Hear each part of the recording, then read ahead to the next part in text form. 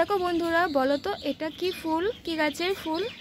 দেখতে পাচ্ছ কত অসংখ্য ফুল ধরেছে, কত সুন্দর লাগছে দেখতে। বলো তো এটা কি গাছ? আমরা একটা সিমেন্টের বস্তার মধ্যে এই গাছটা লাগিয়েছি। তোমরা একটু বলো তো এটা কি গাছ? এটা হচ্ছে কামরাঙা গাছ, মিষ্টি কামরাঙা। 100 টাকা দিয়ে এই গাছটা আমরা কিনেছিলাম। তো কি বলবো তোমাদেরকে, এত অসংখ্য পরিমাণে আমাদের গাছটা কামরাঙা হয়েছে। আর এটা কিন্তু 12 মাস কামরাঙা হয়, মিষ্টি কামরাঙা, খুব ভালো লাগে খেতে।